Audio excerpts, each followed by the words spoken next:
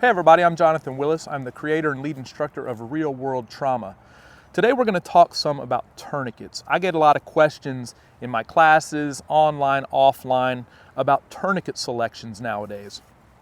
And an important thing to understand is that the market in the last few years has been flooded with a lot of options.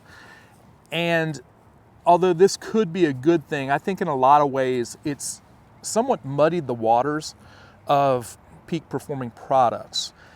There's a huge amount of imitation, in some cases to the point of lawsuits and companies having to make dramatic changes or stop their operation.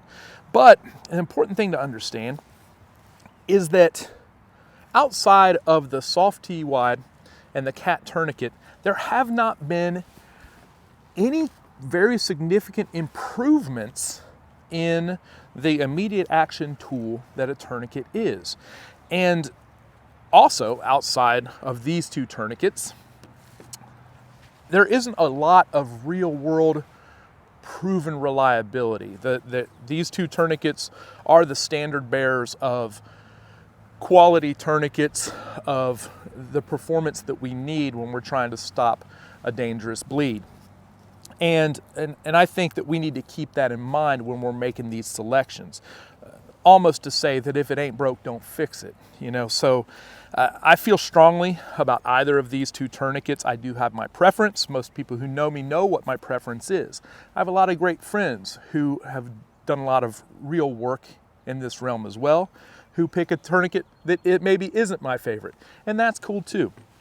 The important thing to understand is that anybody who wants to be in a position to affect a positive outcome with tourniquets should be familiar with the operation of primary tourniquets. So outside of these two tourniquets, I just don't think there's a lot that needs to be thought about. And I get a lot of questions of late about two specific tourniquets. And they are the ETQ wide and the ETQ, or the Snakestaff's EDC tourniquet, ETQ, whatever. I've had both these tourniquets for quite some time, and I've done a lot of work comparing and contrasting their performance to other tourniquets, and I have very strong opinions on the matter. I'll get to those in a moment. More than that, though, in my classes, I like to put tourniquets of varying construction and quality in the hands of my students, and I want to get their feedback. I obviously, because of my background, I have some biases towards certain pieces of equipment, and it's hard to undo that. But if I put it in the hand of a student who's relatively new to these skill sets, a lot of truth comes out. And what has become universally true in my classes, and it kind of affirms all of my testing, is that they hate these tourniquets. And we're going to go over a few of their characteristics and why I wanted to share this bit of information with you.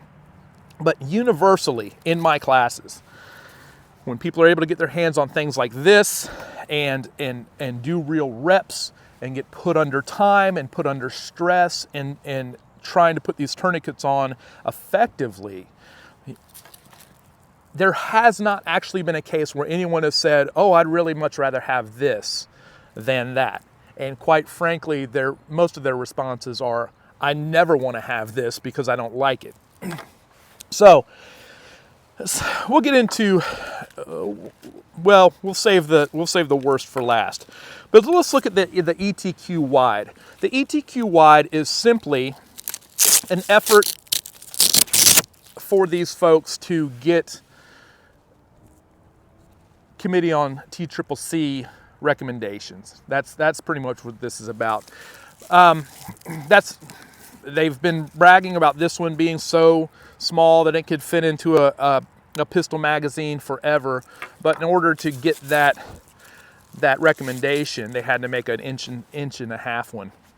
Now, this is obviously superior to the small one, the EDC, but as soon as you pick this up and compare it to the construction quality of a cat or the soft T, you start to see some things. I mean, the construction is just not as good. I mean, would it in theory get it done? Sure. But once you start putting in work on this, it starts to go south. And we'll just kind of walk through a little bit of how this would go down.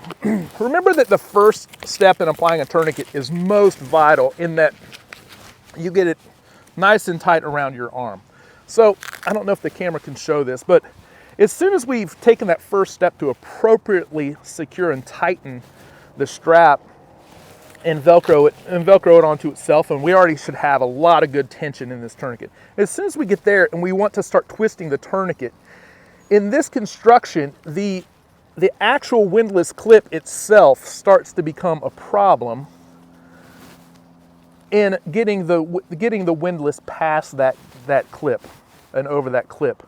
It is a pretty more painful tourniquet than the other two, and the windlass is pretty small and chintzy. Once we do actually get around and start applying some tension, getting it into this gate can be a little bit weird.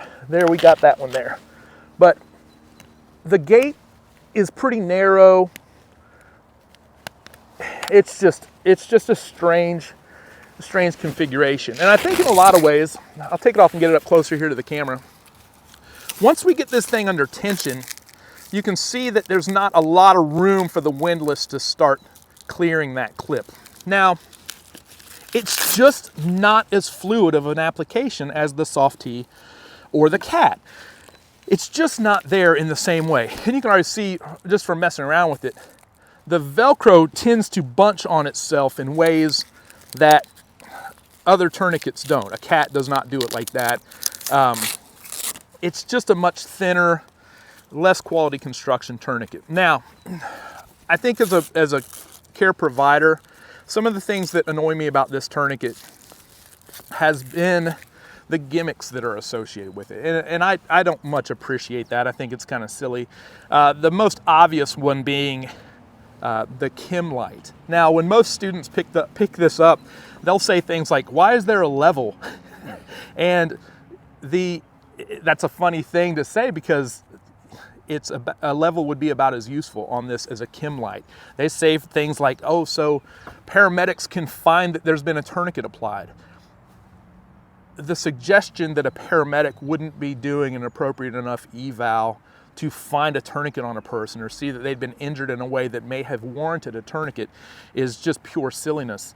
I think that's a goofy thing to throw in there. It's kind of gimmicky and serves little to no purpose. So I'm not really about that.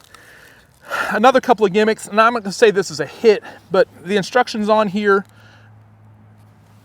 when someone is actually in danger of bleeding to death, the suggestion that someone will use a QR code to scan for directions, or really be reading these directions in this heightened, super stressful state, is kind of silly.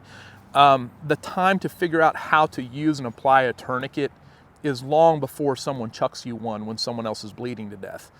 It's there. It's not going to hurt anything per se, but why? Now, one positive thing is how they've sealed up the end of the strap, and how it won't Velcro onto itself. It'll stay loose, and that's a positive thing. That's a quality design. I actually fold over the ends of any of my Cat tourniquets to actually do the same thing, because we don't like for this Velcro to seat down in, and over time in storage and in carriage, it can really marry up in a way that could be difficult to open. So I actually do that to my Cat tourniquet, and so that's a positive thing.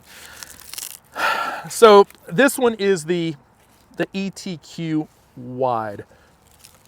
Once you get out of this, if you were to have to route it, meaning literally pull it apart, run it around a leg, you could in stress kind of pull things the wrong direction, and then have this weird kind of, oh, where do I put it back kind of thing. You see that I could route it technically through either of these ways, and it could get really weird really quick.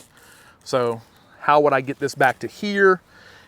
It just gets pretty messy and pretty disorganized pretty quickly. Now, let's talk about the truly terrible offering. This one has gained a lot of attention because of its form factor, and I'll give them credit for that. To devise a tourniquet that could be theoretically somewhat appropriate for an arm, theoretically, cool. The form factor is a plus. That's a neat thing. And again, same thing with the end of it. It won't Velcro close on itself or anything like that. Aside from the form factor, hard pass. And to say that, I'll say this. Here is my soft T wide packed for carry. Here is a cat tourniquet packed for carry. I carry a cat tourniquet on my person every day, all day.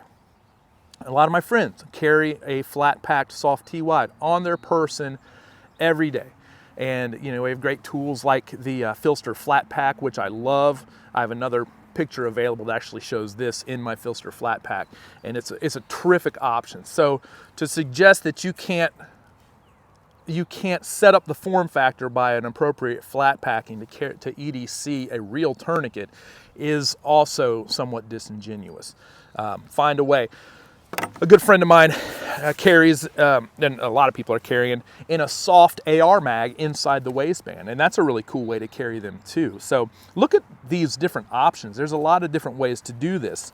But back to the EDC, the everyday carry tourniquet. This one is a nightmare, and people are, when I get these in the hands of students, universally hated. We know that tourniquets cause a great deal of pain when they're applied. And that is what it is. You're trying to save a life. You have to hurt someone to help someone. Go to work. But this one being as narrow as it is 1 inch wide. The pain factor of this one is so significant. And that's a factor. That should not be dismissed as, oh, well, it's an emergency, who cares? You should care. It does matter. They spend a lot of time trying to justify the existence of this tourniquet by suggesting that the inner ribbon inside a cat tourniquet is also 1 inch wide, not factoring the distribution by the materials that surrounds it, the force distribution by the materials that surround the cat. To not state that is to be somewhat disingenuous in what they're saying. So we put this ETQ tourniquet on and start to go to work. Again, the immediate thing becomes the prominence of the windlass clip in relationship to what we're trying to do. And to get around it, it gets real weird. Just doesn't flow very well. The other same problems also apply. So the ETQ for our folks putting hands on it, my testing has been going on for about 10 months. Really don't like it. It offers zero benefit over the steadfast winning tourniquets that we've used in the past. Most other tourniquets on the market don't improve on these either. So we really need to keep that in mind when we're making our selection. And I think it needed to be said. So that's where we stand.